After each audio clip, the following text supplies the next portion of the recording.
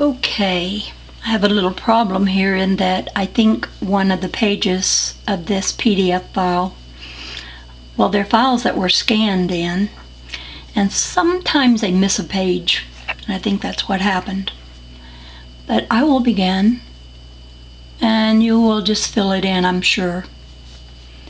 Before answering these vital questions, I say to you in all earnestness that new knowledge based upon new concepts and written in a necessarily new language is not a book for casual or light reading. All new knowledge requires great mental effort. It would be impossible to acquire more than a small percentage of what is herein written in one reading. It is a book for a lifetime study, not for a day. It is not written to entertain, but rather to inspire those who are ready for the next vital stage in man's unfolding.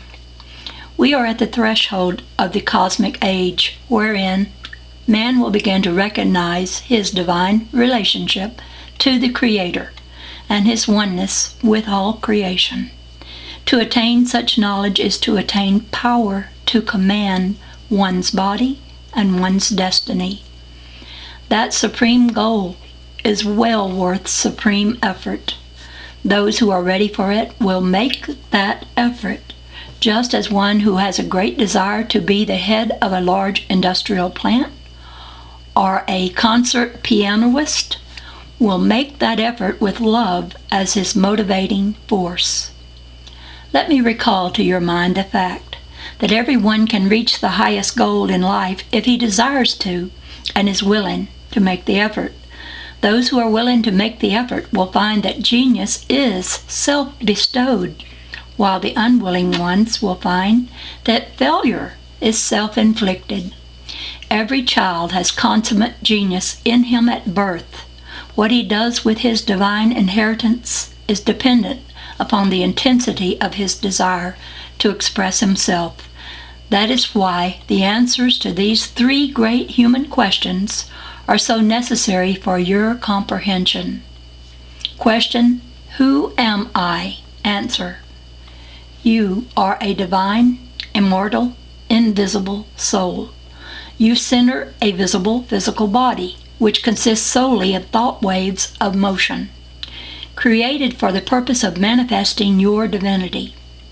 Your divine, immortal soul is one with the Creator of the universe. That is what Jesus meant when he said, "I and my Father are one, and what I am, ye also are." Many have told us these facts, but because man thinks of his body as himself, he has found it difficult to accept the idea of his own divinity. This fact is not difficult to accept by the few who have already been illumined from within. These few know God within them. These are the ones who have heard the silent voice of their souls whispering to them in rhythms which finally had meaning. There are many today who walk and talk and work knowingly with God, and God works with them to make their work masterly. These who have learned to manifest God on earth have re-inspired others to know their divinity.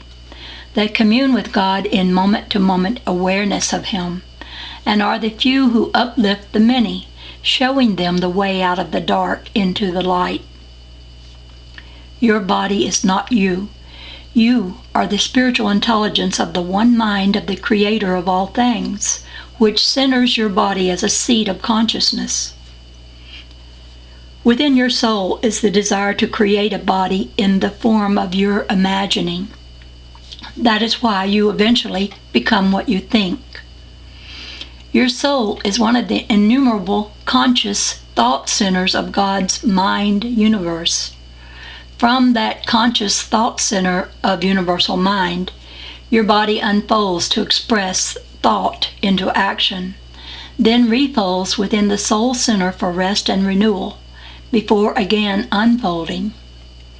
Your body disappears into your soul as completely as sound disappears into the silence from which it emerges.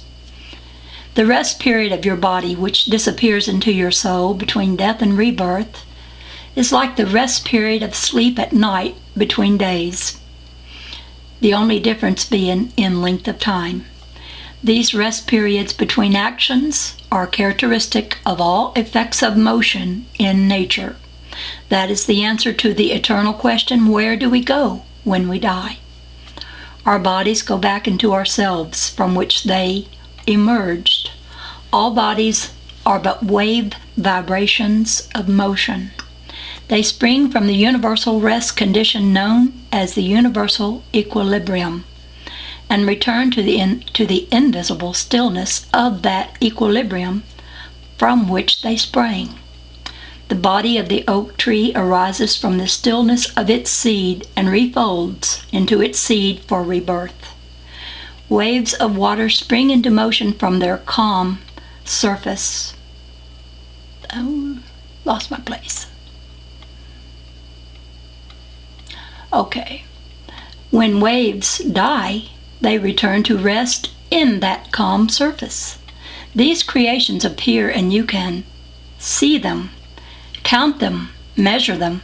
They then disappear so you can no longer see them, count them, or measure them. But they continually reappear and disappear forever. This is the life-death principle, which will be clarified by numerous examples all through this book to clear away the question that bewilders the world regarding the after-death mystery. Your soul is eternal. You are your soul. In you is eternal life. The eternal you is never created in body form. Therefore, you cannot die. Your soul is the generator of power, which motivates your physical body, and it is the seat of intelligence and consciousness, which creates and controls your body. Your soul is the kingdom of heaven, which Jesus, God's divine messenger, bade you to seek within you. The more you know about your soul's relation to your body, the more you will know about the intimate closeness of God to you. For this reason, the vague ideas and theories concerning the soul must be replaced by dynamic knowledge. Many believe that the soul is limited to human beings. They think animals do not have souls. The idea of trees, flowers, insects, or the elements of matter having souls is not generally accepted. It is a fact, however, that every created thing in this universe has a soul, no matter whether it is animal, vegetable, or mineral, or whether it is a complex body or a simple particle of iron, calcium, or silver. Your soul is your mind. Both mean the same thing. Mind created all things, so mind centers all things it creates. Mind creates many different ideas into body forms, however, and each ideal has a different pattern. Your soul governs the pattern of the ideal of man. You unfold from your soul into the body of a man. Then you refold into your soul to again be born as the pattern of a man. The soul of a dog unfolds as a dog, and the soul of a rose unfolds as the rose ideal. In other words, soul means desire of mind to divide the one whole ideal of creation into many ideas. There is but one universal soul, as there is but one universal mind.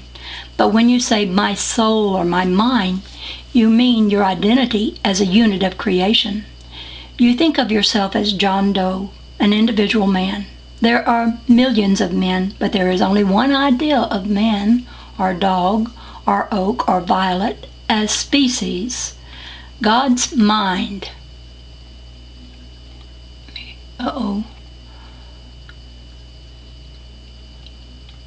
Well,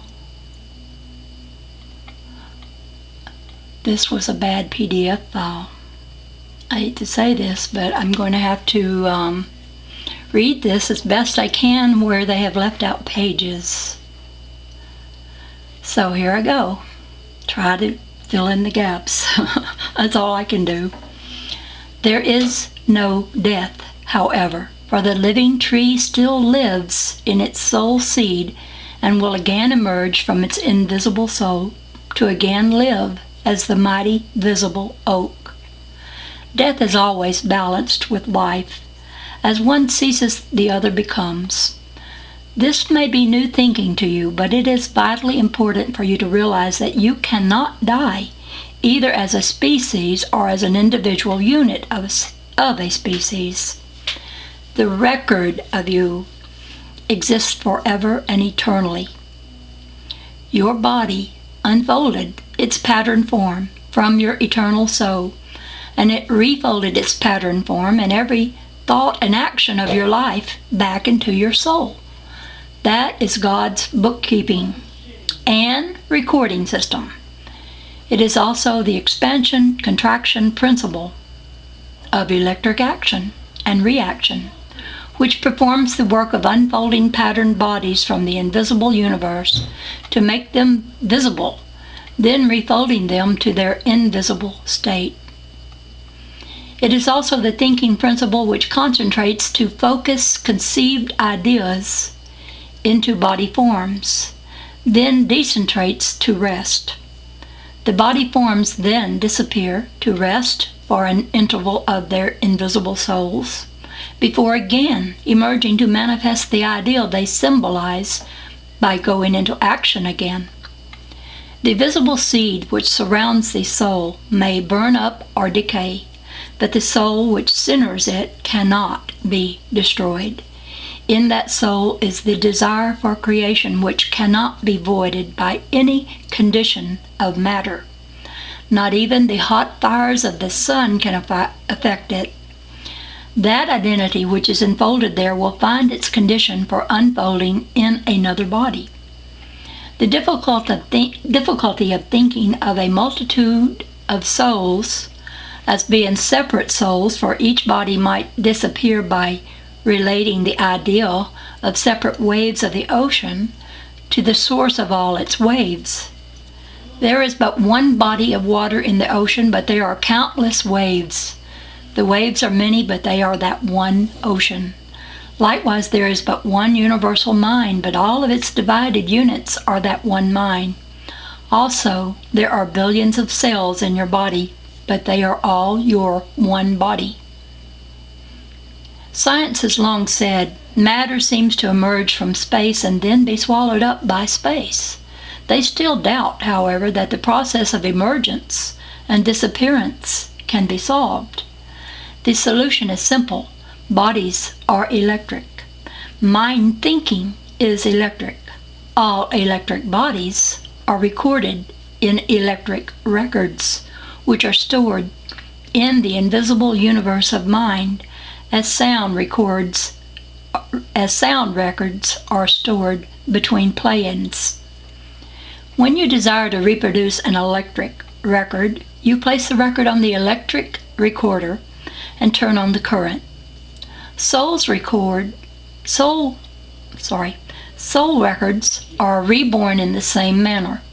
The electric power of the universal generator is turned on by placing the soul seed in the womb of Mother Earth or Mother Body, and the record repeats itself. All bodies emerge from the soul and return to it. The visible emerges from the invisible, is controlled by it, and returns to it. That is the answer to the question, where do I go when I die? You never die. The visible body of you, which emerged from the invisible you, returns to you. It returns to your soul for rebirth forever and ever until your separate individuality is lost in one being, as individual waves are lost in one ocean. When you have finally reached the stage of complete unity with your God self, you will become one with God and lose your desire to manifest individuality. However, this state may be thousands of lives ahead of you, for it is the ultimate. Chapter 3, What am I? Question, what am I? Answer, you are an individual expression of intelligence. You are an invisible entity centering a visible body, which is your instrument for expressing yourself. Your individuality is the sum total of every thought you have ever had since your beginning as a single cell of protoplasm, which desired to be a bigger and a better cell. It is commonly believed that the visible body is the individual entity instead of the invisible intelligence, which centers and controls it. Therefore, it is imperative to fully understand the relationship between the two. Whatever your body is, you are the cause of it. Material bodies cannot even grow or live and die or decay of themselves alone. You cannot even lift your little finger without desire telegraphed to it by your intelligence through your brain along a nerve wire. Your body is but a carbon copy of your own dictation. It is the product of your own creation. Whatever there is in your body, your thinking has put there. If you listen to a tape recording of your voice and find it interrupted by a cough or a sneeze, you know that you put that cough or sneeze into it.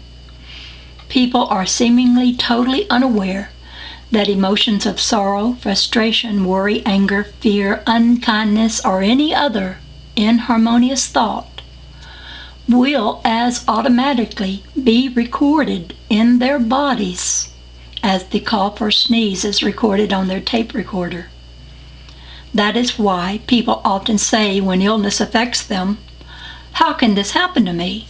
They never realize that somewhere at some time they themselves have either planted the seed for it by their own thinking or by the many causes outside of themselves in their environment from which no human can completely immunize himself. Your personality is what you cause it to be. You have complete control over that. Your body is what your limited control makes it become. But your environment very strongly affects your ability to completely control it. Your power of control is measured by your knowledge. You have probably never thought of that. Outside environment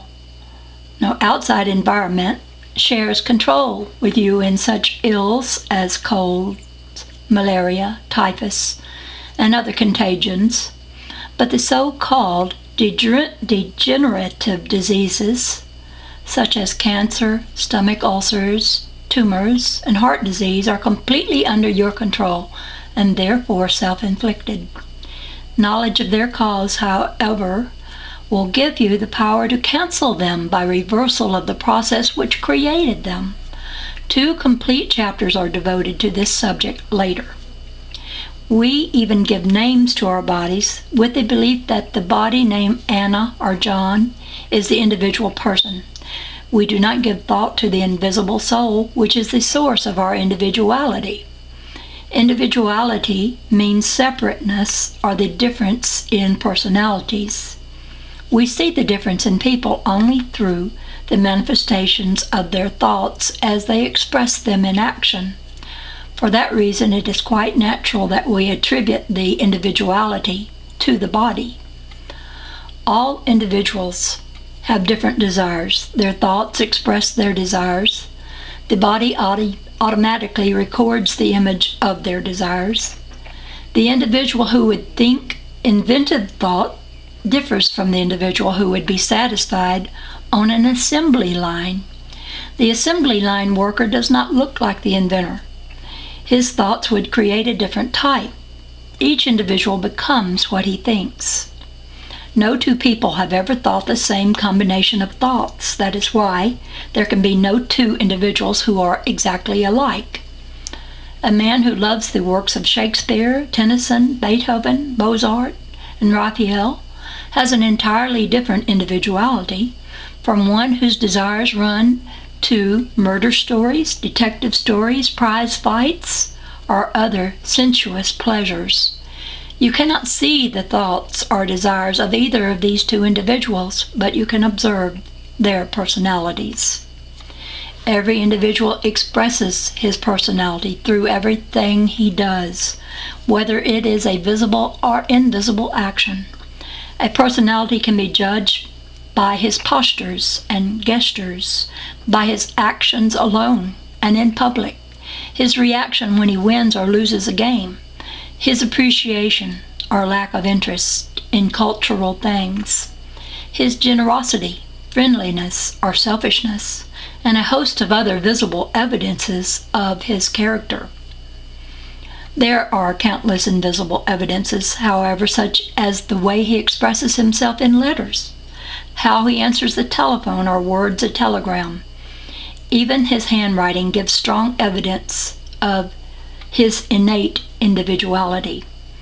All these visible and invisible evidences are proof that no man can avoid revealing his thoughts to his fellow man. The individual whose desire is prize fighting or wrestling makes the type of body which tells the world what kind of individual he is. No one would mistake him for a poet or a typist. Likewise, the man who desires to be a runner will make his body into the lithe form of a runner. Very few people realize that their thoughts and desires are immediately stamped upon their faces and bodies. A happy individual who has a high sense of humor attracts others to him. The corners of his mouth turn upward and his eyes twinkle in friendliness. Such an individual makes many friends because he has friendly thoughts and desires. He attracts people by the happy individuality which he has stamped upon his body. Every portrait painter who studies the face he is painting can clearly see his sister's emotional history. The sitter's whole life seems to gradually unfold before him. Very often his or her selfish or frustrated thoughts are so vividly stamped upon the face that the painter finds it necessary to drive such thoughts away by interjecting happy thoughts. When anyone applies for a position, he creates either a pleasant or unpleasant impression at once. That impression is not given by his present thoughts, for one might assume a happy attitude to give a pleasant impression. The keen eye and intuition of the experienced personnel manager gathers a life impression at first glance, which may tell him to not employ this one or to employ that one. He intuitively knows a strong or weak character, one he could or could not trust, or one who has initiative to whom he could give responsibility, or one who would watch the clock with eagerness for closing time. Every dramatic school stresses the necessity for its students to actually think the thought of the characters they are impersonating, even when not speaking. The audience must see you think, they say. You must become your character. You must show fear, anger, or other emotions every second while acting them. Your very body gestures change with every emotion, just as your face changes. You can see by this illustration that the body is not the individual who acts through it. A good actor, who may be a very gentle individual, can impersonate a murderer by sending a different combination of thoughts through his body to make his body manifest a different individuality from his own. Is it not clear to you, therefore, that your body is only a canvas upon which you are painting your own portrait? An artist can paint the portraits of many different individuals upon the same canvas, or an actor can make his body express many types of individuals by temporarily thinking another combination of thoughts. You can also transform yourself permanently into a higher type of individual by thinking other thoughts than you have been thinking. If you wish to transform your individuality into a greater one, begin thinking great thoughts, beautiful thoughts, powerful and friendly thoughts, and your personality will immediately reflect your changed thinking. Your face will have a different expression in every detail, as well as your whole bearing. Your very posture and gestures will mark you as a transformed being. You will even walk differently. A criminal does not walk the way a scholar walks, nor are his postures and gestures the same. The criminal shows fear in his walk if he is hunted, or he slinks and crouches instead of walking erect, as the man of noble character does. You can become what you want to become, and your very aura will tell the world what standard of intelligence the individual is whom your body impersonates. There are no limits which you cannot reach if your desires are great enough. Your being will always tell of your greatness and the standard of individual you are.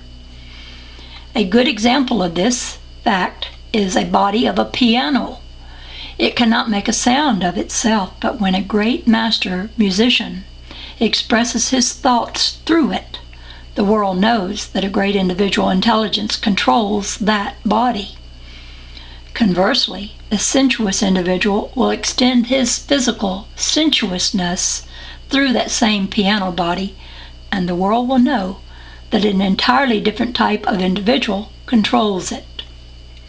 Consider the effect of each individual upon the human race as a whole. One uplifts the whole world culturally, while the other drags it down.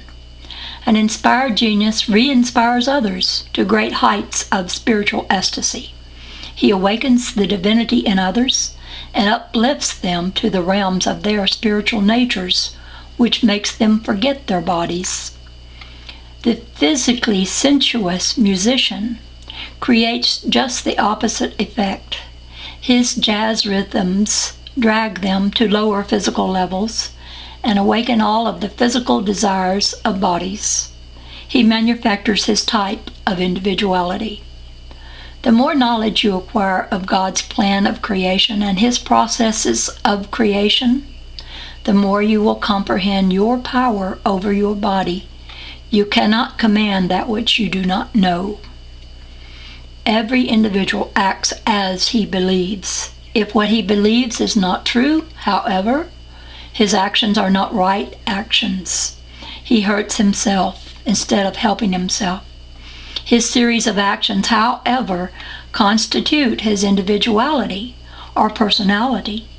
The greater your knowledge of what you are, the greater your conscious intelligence can build and control a body to manifest your individual intelligence. If you desire to become what is known as a great person, first ask yourself if your thinking is directed inwardly toward your soul self or outwardly toward the objective universe through your senses.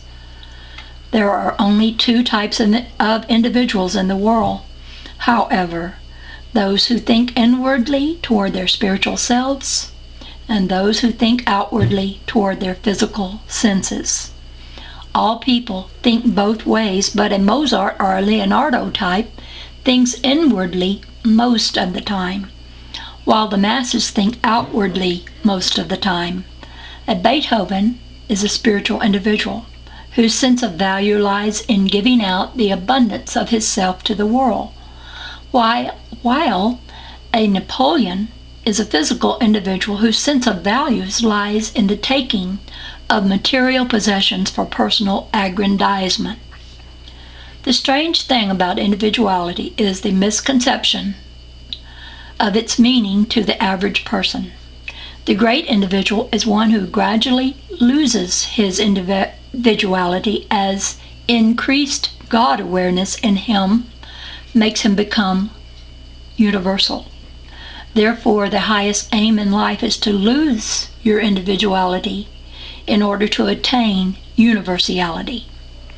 The greater the God awareness in any man, the closer he is to complete mind oneness. The completed journey of life ends in the omnipotence and omnificence of man's universality with God.